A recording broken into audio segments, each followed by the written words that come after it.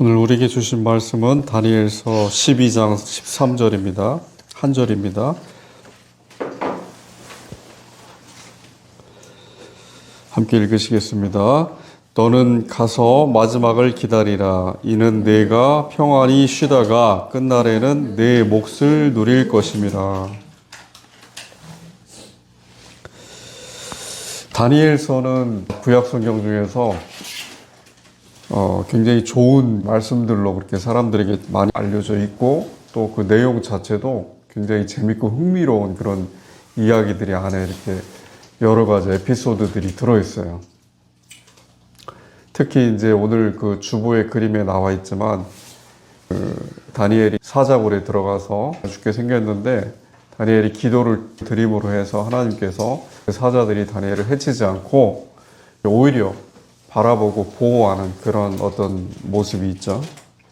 실제 그런 일이 있었고, 그만큼 다니엘은 뭔가 구약의 그 인물들 중에서 물론 이제 슬픈 배경을 가지고 있어요. 왜냐하면 포로로 잡혀가서 바벨론이란 그 이국 땅에 포로로 잡혀가서 지금 우리가 마치 일본에 잡혀갔듯이, 중국에 잡혀갔듯이 그 모양이 됐는데, 어찌됐든 그냥 단순히 포로로 잡혀간 건 아니었고, 잡혀갈 때 이제 여러 가지 그 바벨론 제국에서 필요한 인물들이 있었어요. 외국의 젊은 인재들이 필요했는데, 그 인재 가운데 하나로 이제 3명의 친구들과 함께 해서 4명이 이제 같이 갔는데, 젊은 친구들.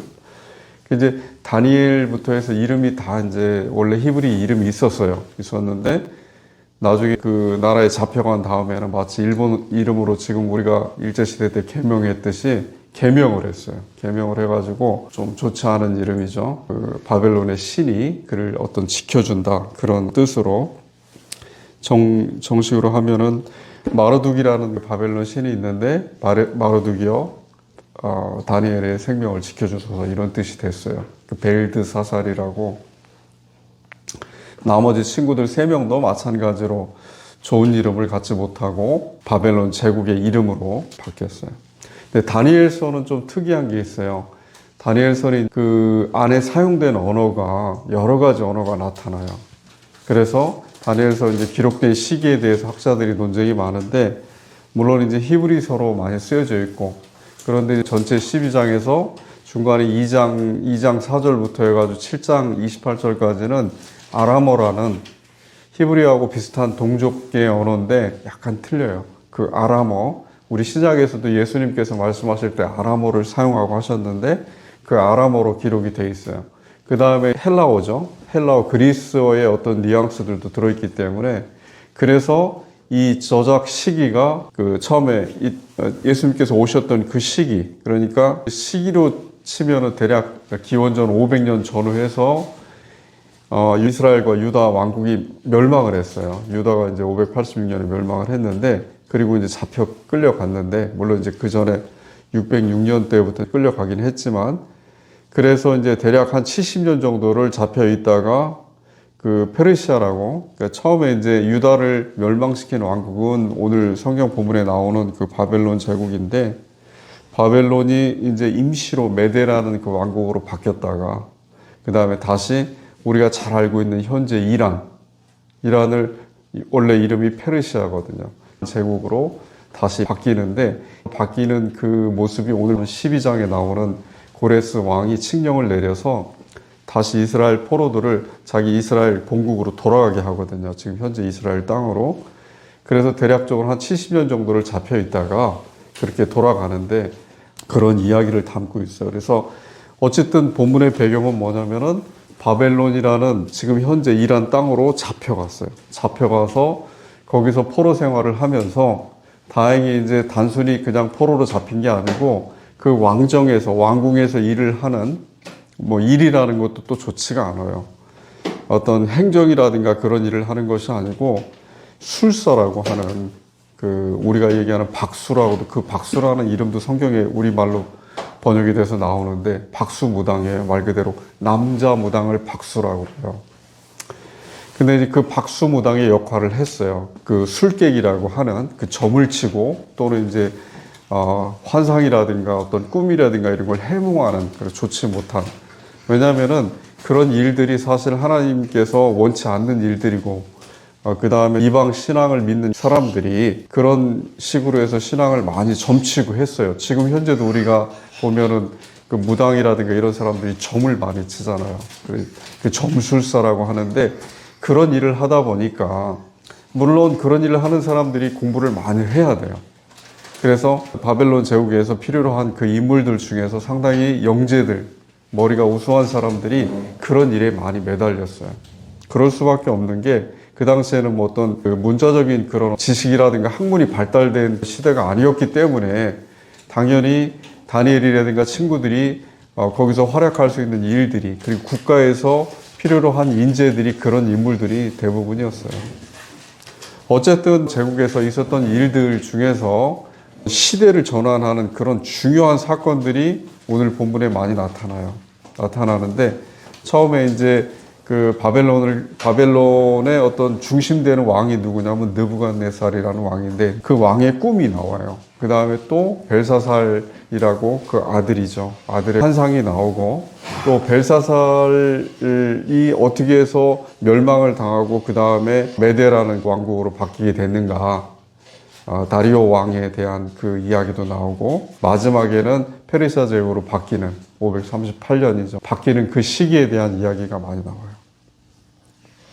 어찌됐든 이제 다니엘서는 구약에 보면은 구약의 성경을 구분을 할 때, 지난 시간에 우리가 배웠듯이 우리가 이제 전도서라든가 시편이라든가 욥기 이런 거는 시가서라고 해서 시로 쓰여져 있고, 그 다음에 이제 창세기, 출애굽, 레위기, 민수기, 신명기 이렇게 해서 오경이라고 우리가 부르는데, 이 토라라는 거는 율법서예요. 법에 대한 이야기고, 그 다음에 이제 우리가 성문서라고 하는 그 라이팅이라고 하는 케투빔이라는 그 성문서 같은 경우에는 굉장히 뭔가 이렇게 좀 그 거룩한 문서, 두루마기 문서라고 하는데, 그 성문서하고는 좀 이제 다른 거죠. 그래서 다니엘이 성문서에 포함이 돼 있어요. 포함이 돼 있는데, 다니엘은 뭐랄까 좀 특별한 성경으로 이해가 되는 게 뭐냐면은, 우리가 구약의 묵시라고 그래서, 묵시라는 게 이제 하나님께서 공개적으로 드러내지 않고 사람들에게 꿈이라든가 환상을 통해서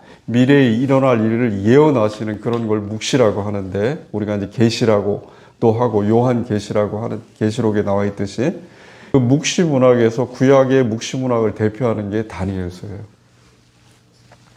왜 그러냐면은 다니엘서에는 여러 가지 숫자들이 나와요.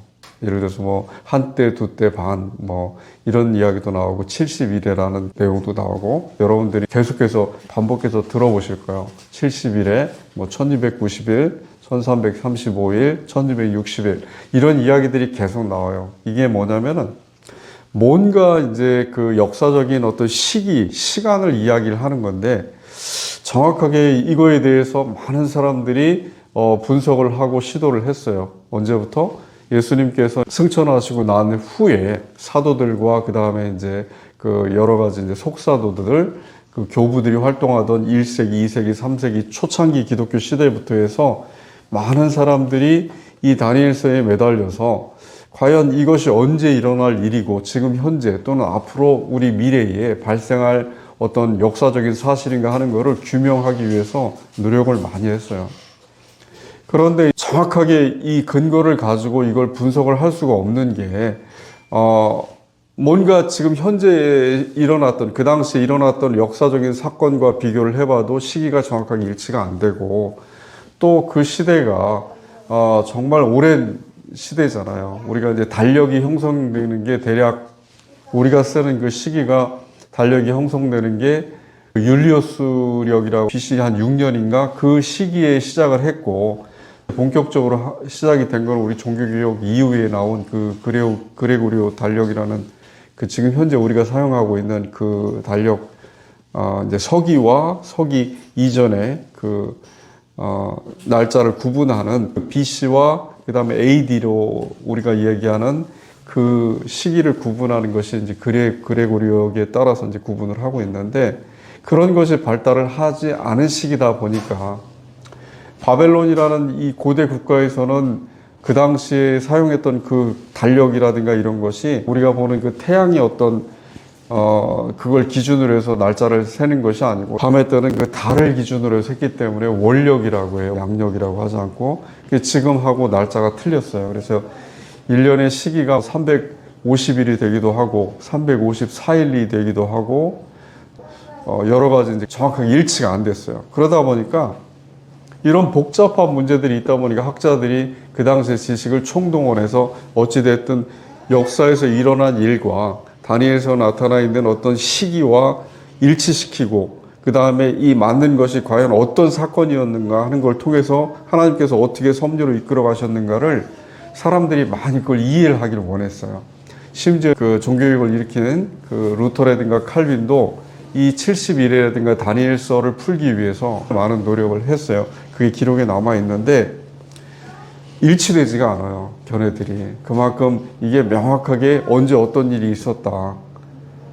이런 구분이 나타나질 않아요.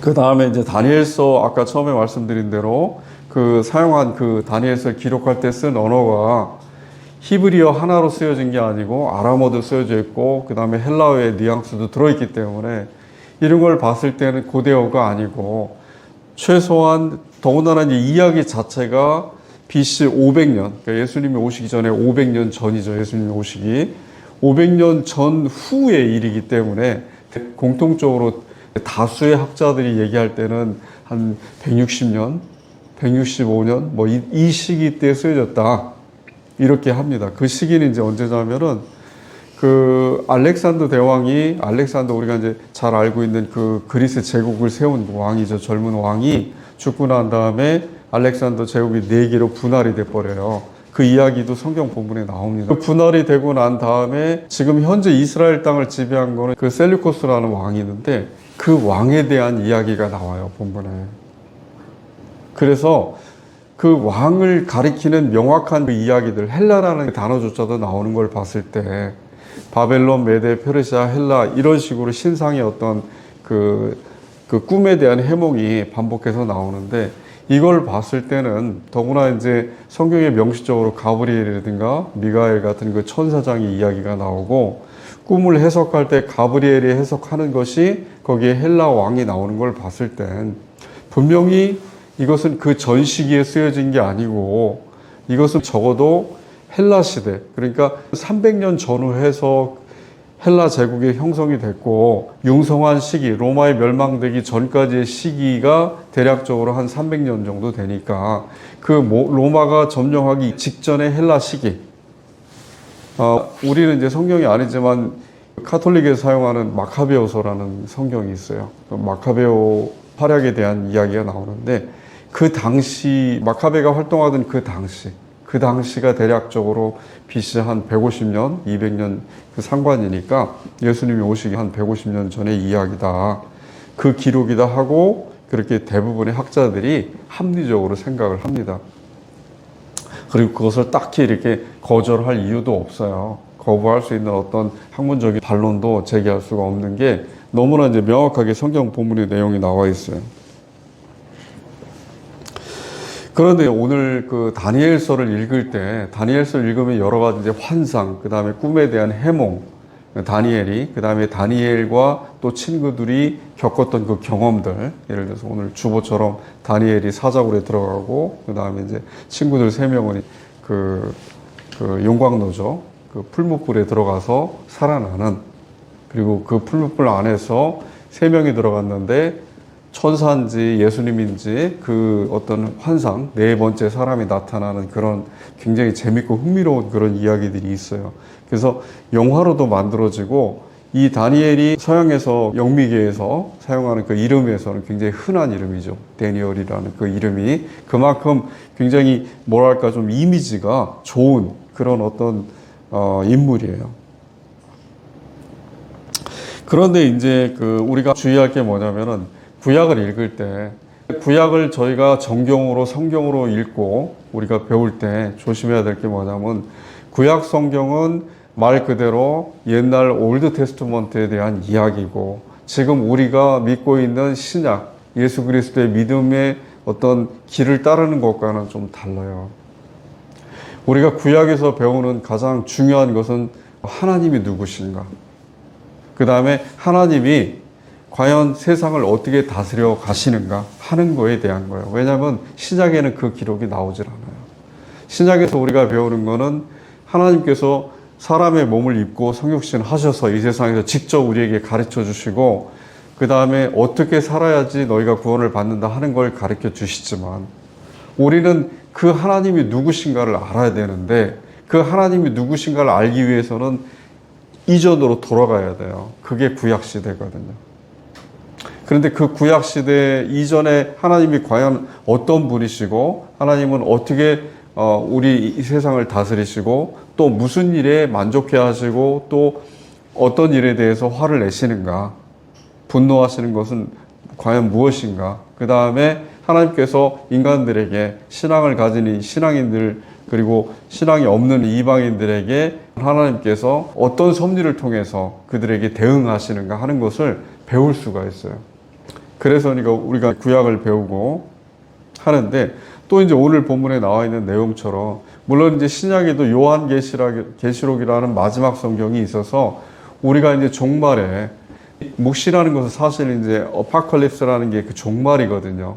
그 숨겨진 이야기인데 마지막 일어날 일들에 대한 것이 끝날이라고 우리가 정해진 그때 지금 다니엘서에도 그 내용이 많이 나와 있어요. 근데 그 이야기지만 묵시문학으로 그렇게 나타나지만 사실은 아까 말씀드린 대로 구약의 어떤 묵시문학을 대표하는 것은 다니엘서고 실제로 10세기 대부분의 1900년대 대부분의 학자들이 연구한 바는 다니엘서에 집중이 되어 있어요. 물론 이제 에스겔이라든가 또는 요엘서라든가 또는 이사야서라든가 스가랴 같은 그 예언서들이 또 있어요. 근데 그 예언의 묵시라는 것도 있고 또 이제 비전과 환상의 묵시라는 것도 있는데 다니엘서는 좀 특별해요. 다니엘서는 뭔가 좀 다른 묵시, 어떤 예언적으로 무슨 일이 일어날 거야 하고 이야기하는 묵시하고 달라요. 왜냐하면은 요한 계시록에서 요한 사도 요한이 그 묵시를 통해서 하나님께서 요한의 꿈에 나타나서 비전과 환상을 통해서 그에게 앞으로 일어날 일을 보여주셨듯이 다니엘서에도 그 패턴이 비슷해요. 그 방식이.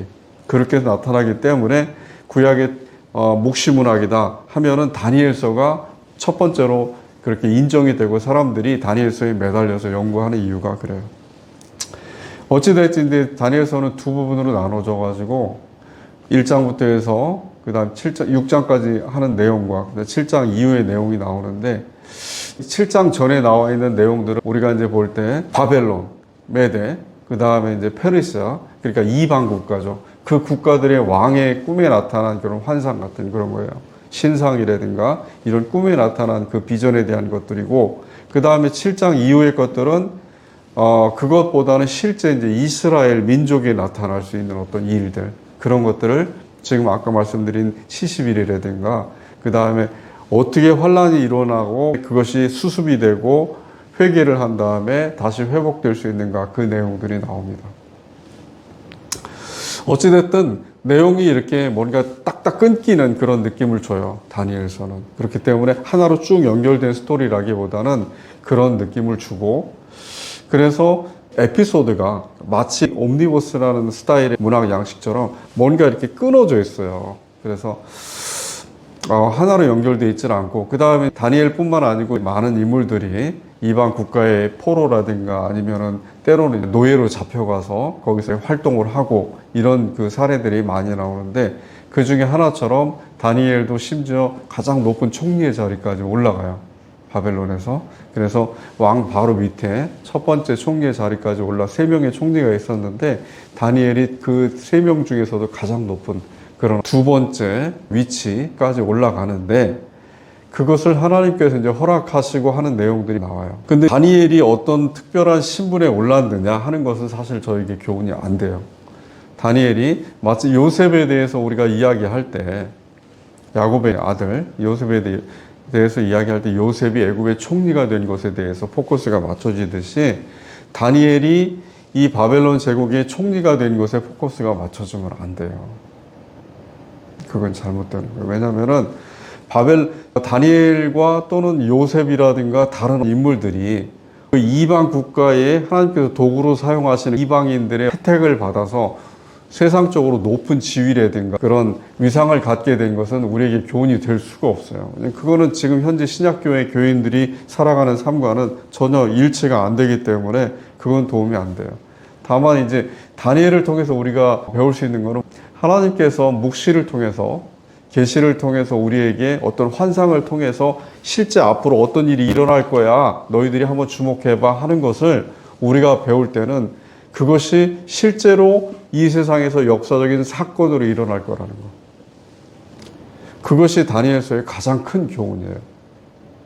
어떻게 보면 요한계시록과 그러니까 신약의 묵시서와 근본적으로 구약의 묵시서가 다른 부분일 수도 있어요. 우리는 요한계시록을 읽을 때 요한계시록에서 이 사도 요한이 이야기하는 많은 앞으로 일어날 종말에 일어날 일들이 실제로 역사적으로 일어날 거라는 느낌을 갖기가 힘들어요. 너무나 이렇게 우화적으로 그려져 있어요. 물론 다니엘서에서도 금신상이라든가 또는 이런 그 비전이 우화적으로 그려져 있는 건 맞지만 다니엘서에 나와 있는 것들은 주로 실제 역사로 바벨론과 메대와 페르시아와 그 다음에 마지막에 그리스 헬라 제국이 어떻게 발생을 하고 심지어 마지막 부분에 헬라 제국 에피파네스라는 그 왕, 셀루코스 에피파네스, 안티오쿠스라는 그 왕이 실제로 그 왕에 대한 그것이 너무나 구체적으로 묘사가 되는 걸 봤을 때 역사적으로 그 일이 발생한다는 것이 다니엘서의 어떤 특징이에요. 그러니까 하나님의 종말적인 사건, 섭리, 계시가 역사적인 사건으로 나타나요. 근데 요한계시록은 그렇게 나타나질 않아요. 그래서 만약에 요한계시록도 우리가 역사적인 사건으로 푼다. 그러면 어떤 일이 생기냐면은 계시록에 나오는 그 용이라든가 그런 짐승을 마치 지금 현재 그 20세기 후반에 신학자들이 풀었던 것처럼 뭐 소련이라든가 아니면 히틀러라든가 이런 그렇게 묘사를 하는 정말 설득력이 많이 떨어지는 그런 일이 발생할 수가 있어요. 그런데 다니엘서는 그것을 심지어 하나님께서 천사 가브리엘 보내서 심지어 해몽을 해주시는데 명확하게 이것은 국가다 하고 지정을 하셔요. 그런 걸 봤을 때는 역사적인 사건으로 일어난다는 거, 하나님의 계시가. 그러니까 어떻게 보면 앞으로 신약교회에서 우리가 맞이하게 될 종말론적인 계시도 역사적인 사건으로 일어날 거예요. 그것이 어떤 이 세상에서 발생할 수 없는 꿈과 같은 그런 이미지와 같은 환상으로 나타나는 것이 아니고 우리가 지금까지 목격했던 인간이 이해할 수 있는 합리적인 역사적인 사건으로 그렇게 종말이 발생할 거예요. 그것을 어떻게 알 수 있느냐? 다니엘서를 통해서 알 수 있어요. 실제로 역사적인 사건이 발생했던, 그러니까 종말에 대한 묵시와 계시가 공표가 되고 공표된 계시가 역사적 사건으로 완성돼서 일어났던 실현됐던 것을 보여주는 게 다니엘서거든요. 그러니까 그렇듯이 신약의 묵시도 신약의 계시도 앞으로 발생할 일에 대한 하나님의 섭리에 예정된 일들도 우리가 다니엘서를 봤을 때는 역사적인 사건으로 우리에게 나타날 것이다. 그러니까 하늘에서 우리가 상상하듯이 꿈을 꾸듯이 그런 일이 생기는 게 아니고 실제 우리가 전쟁이라든가 아니면 국가의 변화라든가 세계 정세 변화라든가 이런 일들이 일어날 거라는 거죠. 그것이 하나님께서 다스리시는 방식이다. 계시와 묵시를 통해서 우리에게 종말이 어떻게 일어날 것인가를 그렇게 말씀하시는 거다. 그렇게 배울 수가 있습니다. 다니엘서 본문 자체는 짧아요. 12장이기 때문에 그리고 내용이 에피소드가 딱딱딱 끊어져 나오기 때문에 재밌습니다.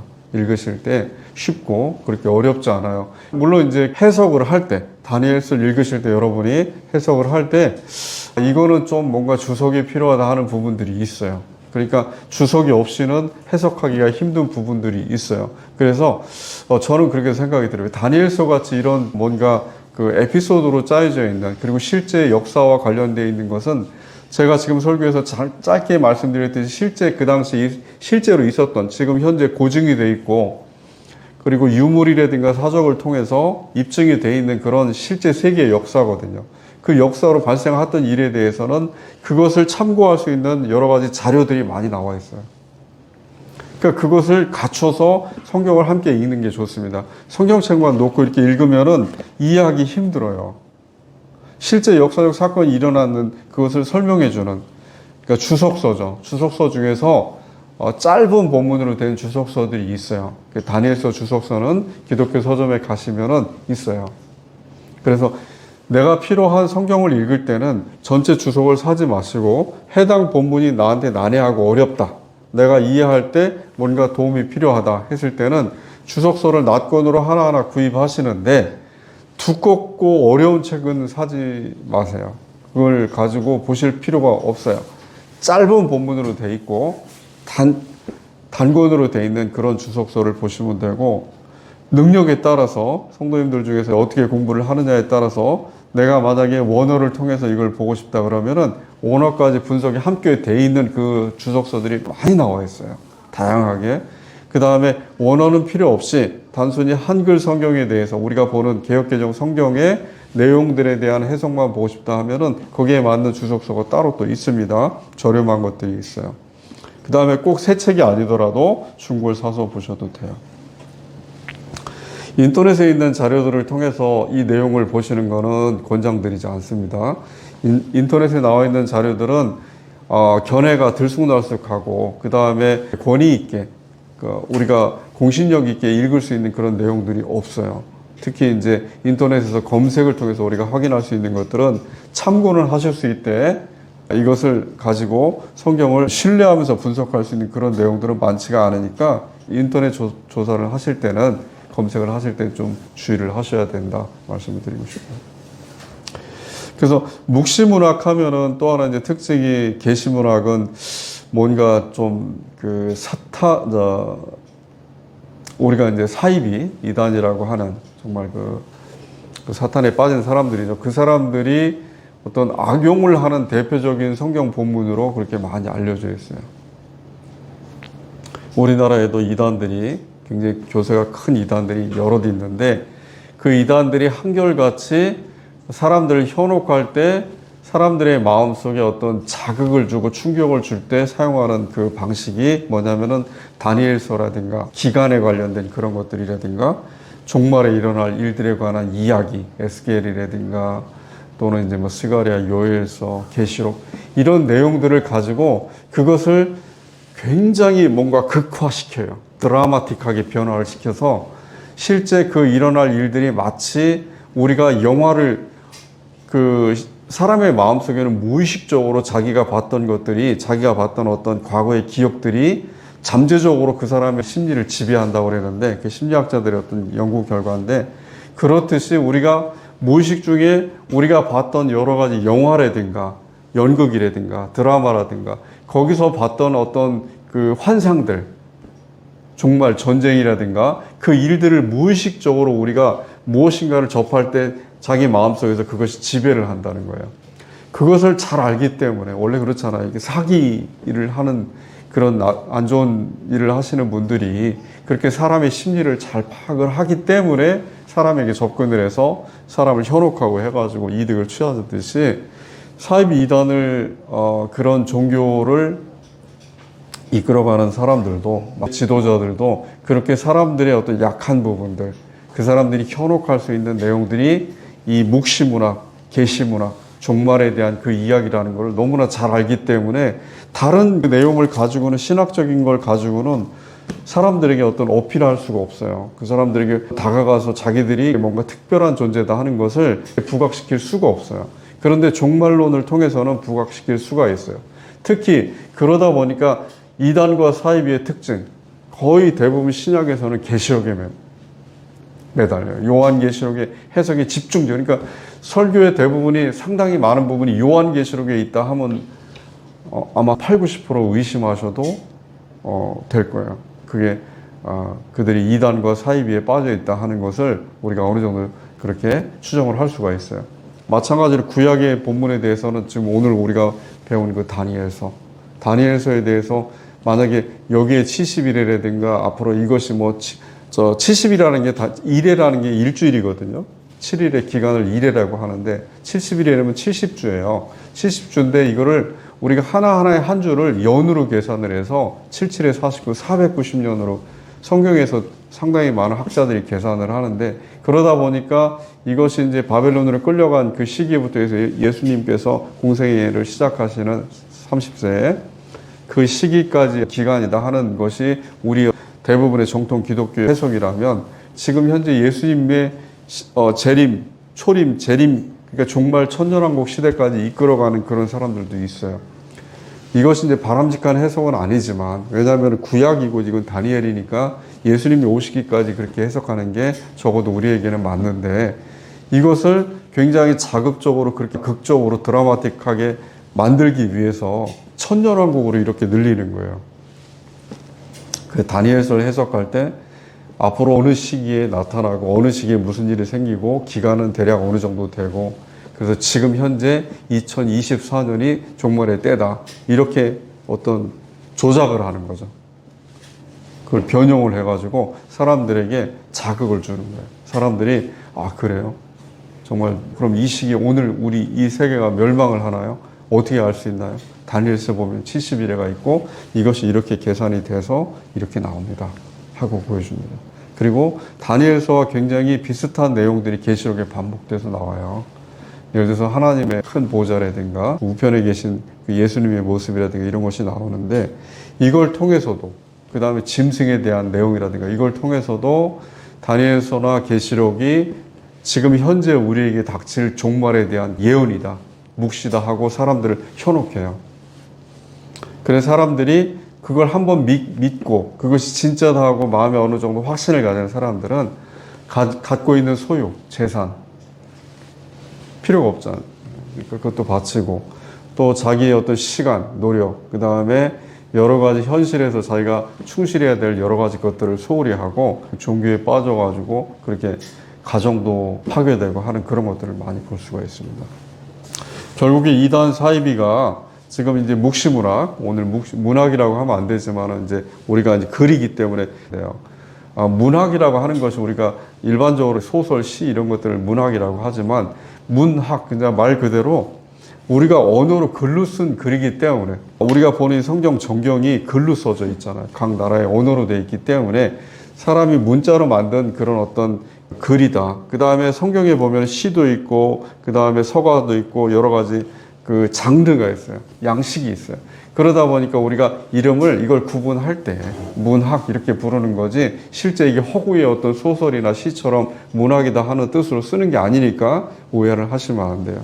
어찌됐든 오늘 다니엘서 같은 경우에는 묵시문학이라고 불러요. 우리가 부를 때 묵시문학이라고 하는데, 이 묵시문학들이 말씀드린 대로 이단과 사입에서 많이 악용을 하고, 그 다음에 정통 기독교 신학에서도 굉장히 풀기 어려운 내용들이 있어요. 근데 여러 가지 이런 것들보다 더 중요한 게 뭐냐면은, 묵시문학을 통해서 앞으로 우리에게 마치 다니엘이 봤던 환상처럼, 다니엘은 그렇잖아요. 다니엘이 환상을 봤던 것의 큰 목적이 뭐였냐면, 다니엘 본인 자체가 굉장히 시련 속에 있었고, 자기 조국에서 젊은 나이에, 어린 나이에 잡혀왔어요. 포로로. 그래가지고 자기가 원치 않는, 정말 첫 장부터 시작이 되잖아요. 그 바벨론 제국에서 왕이 좋은 음식을 베풀어서 먹고 그렇게 건강하게 술사로 키우기를 원했는데 다니엘은 거절하잖아요. 안 먹잖아요. 그래서 끝까지 채식으로 하고, 그런데도 건강하게 그렇게 하나님께서 지켜주시잖아요. 그런 모습을 봤을 때 어찌됐든 이 성경 전체 다니엘서의 배경은 굉장히 뭔가 우울해요. 그리고 어둡고. 왜냐하면은 포로로 잡혀온 상태에서의 자기 삶 속에서 느끼는 것들이기 때문에. 그러다 보니까 포로기의 사람들이 원하는 게 뭐겠어요? 자기 순환, 고난의 끝이잖아요. 포로기의 사람들의 고난의 끝은 뭐냐면 자기 나라로 본국으로 돌아가는 거거든요. 다시 포로에서 자유를 찾는 것이기 때문에 그 사람들의 마음속에는 언제 끝날까? 언제가 마지막일까? 내 포로기의 끝은 언제지? 하는 그 마음이 지배를 하고 있고, 그것이 다니엘서 나와 있는 정한 때, 정해진 때라는 그 표현이 돼 있어요. 그 다음에 마지막 날, 그렇게 표현이 돼 있어요. 그러니까 그 표현을 봤을 때는 다니엘이 갖고 있었던, 다니엘을 비롯한 포로기의 유대인들, 이스라엘인들, 잡혀온 사람들이 갖고 있었던 공통된 심정이 거기에 이렇게 나타나잖아요. 그러니까 그 사람들이 기다리는 것은 당연히 종말인데, 종말은 지금 우리가 생각하듯이 이 세계의 끝으로서의 종말이 아니잖아요. 구약은 어떤 거다? 그 사람들이 살아가는 그 삶에 집중이 되어 있어요. 그러니까 자기들의 역사, 실제 살아가는 그 삶이 어떻게 하면 이스라엘 지금 팔레스타인 땅으로 가나안 땅으로 되돌아갈 수 있는가. 그것이 종말이에요. 지금 포로기가 끝나고 다시 돌아가서 과거와 같은 영화로운 삶을 다시 이어나갈 수 있는 그것이 바벨론에 잡혀온 다니엘을 비롯한 유대인들의 꿈이고 소망이었어요. 그게 종말이었어요. 그러니까 지금 우리가 생각하고 있는 요한계시록에 나와 있는 하나님께서 다스리시는 이 땅, 피조세계의 완전한 종말과 새하늘과 새 땅으로의 변화가 아니에요, 이거는. 그러니까 오해를 하고 만약에 다니엘서를 세상의 종말로 보고 그렇게 해석을 하는, 아까 말씀드린 사입이나 이단같이 그렇게 하면 안 돼요. 그거는 처음부터 단추를 잘못 껴서 들어간 거예요. 그리고 다니엘서에 나와 있는 그 예언들은 대부분 다 실제 역사, 히스토리컬한 내용들이기 때문에 그것을 역사적인 사건으로 보시는 게 좋고, 그러니까 결론은 다니엘서를 읽을 때 우리가 어떤 교훈을 가장 크게 취할 수 있느냐? 하나님께서 어떻게 세상을 다스리시는가? 하나님께서 심지어 우리는 바벨론이라든가 메데 페르시아 또는 헬라 이런 나라들이 굉장히 우리와 적과 원수 지간인 것 같고 하나님을 믿는 사람 신앙인들과 대적하는 관계인 것 같이 나타나지만 실제로 하나님은 그렇게 생각하지 않으신다는 것. 하나님은 심지어 그 사람들도 이용하신다는 것. 자기 종으로 부른다는 것. 그렇게 하신다는 것. 그 내용들이 나와요. 느부갓네살 왕이 후회하잖아요. 하나님께 찬양하고 그런 내용들이 나오잖아요. 벨사살도 그렇고 다리오 왕도 그렇고 그런 내용들을 봤을 때 하나님께서 이방 국가들도 우리 그리스도인들이 생각하듯이 적으로 대하신 게 아니고 굉장히 중요한 도구로 사용하셨다는 것. 그리고 그 사람들에게도 어떤 일련의 구원을 베푸셨다는 것. 히브리 민족에게 베푸신 것과 비슷한 그 구원을 베푸셨다는 것. 그걸 우리가 배워야 돼요. 배우고 또 어떻게 그 내용이 연결되냐면 예수님이 오셨을 때 예수님이 오시고 난 다음에 가장 큰 변화가 뭐냐면은 이스라엘에 집중되어 있던 구원이 이방 세계로 확장돼 버리잖아요. 우리한테 확장돼서. 그 내용들. 그것이 어디에 나타나냐? 지금 현재 다니엘서를 보면은 나타나요. 다니엘서에 나타나 있는 다니엘이 복종하고 충성했던 왕도 이방 국가의 왕이었고, 그 다음에 그 이방 민족에 대한, 물론 다니엘은 본국으로 돌아가고 싶었지만, 다니엘의 마음속에서는 그 느부갓네살이라든가 다리오라든가 벨사살 왕의 꿈과 어떤 환상이라든가 비전을 통해서 나타나는 것들이 하나님께서 그렇게 섭리를 이끄신다는 걸 다니엘은 알고 있었어요. 이게 무슨 뜻이겠어요? 하나님께서 그 이방 국가들도 물론 이스라엘과는 다른 방식으로 그 사람들을 섭리로 다스리시지만 그 사람들을 적으로 대하시지 않는다는 것. 종으로 대한다는 것. 그것이 이렇게 연결돼서 예수님이 오셨을 때 바울이 이방의 사도가 되잖아요.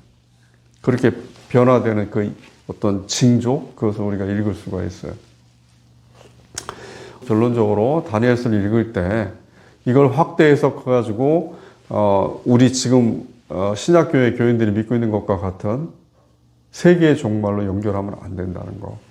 그다음에 역사적 사건으로 하나님께서 종말을 이끌어 가신다는 거. 그리고 하나님께서는 인간이 이해할 수 있는 방식으로 인간을 다스리셔요. 그러니까 만약에 우리가 환상 속에서 꿈을 꾸듯이 그렇게 하나님의 섭리를 묘사해서는 안 된다는 거예요. 실제로 하나님은 우리가 철저히 이해하고 눈으로 보고 목격하고 증거할 수 있는 방식으로 우리를 다스리셔요. 그 다음에 특별히 우리 그리스도인들 신자들에게는 나중에 하나님께서 하나님의 나라로 데려가시기 위해서 계획하신 그 계획 속에서는 모호함으로 우리를 이끌어 가셔요. 반복해서 말씀드리지만 그 신앙은 거울을 보듯이 모호함이지만 그 신앙을 실제로 이 세상에서 구체적으로 펼치시는 것은 역사적인 사건으로 이끌어 가신다는 것. 어떤 사건? 우리가 경험했던 사건들. 우리가 겪었던 이 전쟁, 일제시대, 그 다음에 여러 가지 사건들이 있었죠. 그 사건들이 겪듯이 하나님께서 그런 사건으로 우리를 이끌어 가신다는 것. 그러니까 어떤 사람이 환상으로 마치 사건이 아닌, 우리가 이렇잖아요. 사이비 이단에서 이적을 베푼다 하잖아요. 기적을 베푼다 하면서 여러 가지 우리가 인간이 이해할 수 없는 그런 우리 정상적인 사람이 이해할 수 없는 그 방식으로 그렇게 신앙을 종교화하는 그런 짓을 해요. 그런 일을 꾸미는데 그런 것들이 다 비역사적인 거잖아요. 실제 한 번도 역사에선 일어나지 않았던 일들을 마치 영화를 보듯이 그렇게 마치 실제 일어나는 것처럼 꾸미잖아요. 그것은 다 거짓이라는 거. 그걸 기억했으면 좋겠습니다. 그래서 다니엘서는 참 재미있는 이야기고 그렇게 많은 교훈을 우리에게 전해주는 건 아니에요. 확실히 다만 꿈과 같은 그런 환상을 줌으로 해서 우리 신앙을 가진 사람들이 어떻게 보면 딱딱하고 건조한 그런 신앙생활을 할 수가 있는데 다니엘서를 보면은 하나님께서 내게도 다니엘과 같은 그런 어떤 꿈을 주실 수가 있겠구나. 비전과 환상을 내게도 주실 수가 있겠구나 하는 그런 생각을 가질 수가 있어요. 그래서 우리가 기도를 하고 또 밤에 잠을 잘 때 하나님께서 내게 오늘 밤 꿈을 통해서 어떤 비전을 보여달라고 그렇게 기도를 드릴 수도 있고 그것이 하나의 우리의 소망, 작은 기쁨이 될 수도 있어요. 그것도 중요한 교훈이 됩니다. 그래서 다니엘은 철저하게 68년 동안 그 바벨론 포로로 잡혀 있다가 나중에 고레스가 칙령을 내렸을 때 돌아가는데 철저하게 하나님께 모든 것을 맡겼던 사람이에요. 의인 중에 하나입니다. 구약에 나와 있는 물론 이제 선지자들이라든가 대부분의 그 예언자들이 하나님께 굉장히 의로운 사람들인 건 맞지만 다니엘을 보면은 요셉이 생각나요. 애굽의 총리였던 다니엘은 바벨론 제국의 총리가 됐기 때문에 어떻게 보면 애굽보다 훨씬 더 큰 제국의 총리가 됐는데 그만큼 역사로서 재밌는 이야기고 그래서 하나님께 모든 것을 맡기고 의뢰하고 자기가 이해할 수 있는 부분에 대해서 스스로 풀려고 하지 않고 이해되지 않았을 때 욥처럼 다니엘은 반성을 해요. 자기를 회개하고 슬퍼하고 겸비해요. 그 내용도 나옵니다. 다니엘이 굉장히 겸비했기 때문에 하나님께서 어떻게 하시냐면 다니엘이 회개를 기도를 막 시작할 때 회개의 기도를 끝난 때가 아니에요. 회개 기도를 다니엘이 8장에서 길게 하는데 길게 회개 기도를 시작할 때 9장에 보면은 가브리엘이 다니엘아 네가 기도를 막 시작할 때 하나님께서 나를 너에게 보냈다. 그 내용이 나와요. 그러니까 기도를 하나님은 듣기도 전에 이미 다니엘이 어떤 기도를 하시는 걸 아셔요. 이것도 우리에게 큰 교훈이 됩니다. 그러니까 중언부언하지 말라는 것과도 연결이 되는 거고 하나님께서 우리의 마음을 통찰하고 계신다는 거예요. 그리고 어떤 자세로 하나님을 대하는가를 이미 하나님은 그 사람을 꿰뚫어 보신다는 거예요. 그 내용이 지금 이 사건에 그렇게 이야기가 나옵니다. 그러니까 철저하게 다니엘은 하나님께 의뢰하고 하나님께 섬기고 많은 다른 인물들 비슷하게 이렇게 나오지만 어찌됐든 참 재밌는 이야기고 읽으시면서 꼭 어려운 내용들은 혼자 풀려고 하지 마시고 말씀드린 대로 주석을 꼭 찾아서 참고하시기 바랍니다.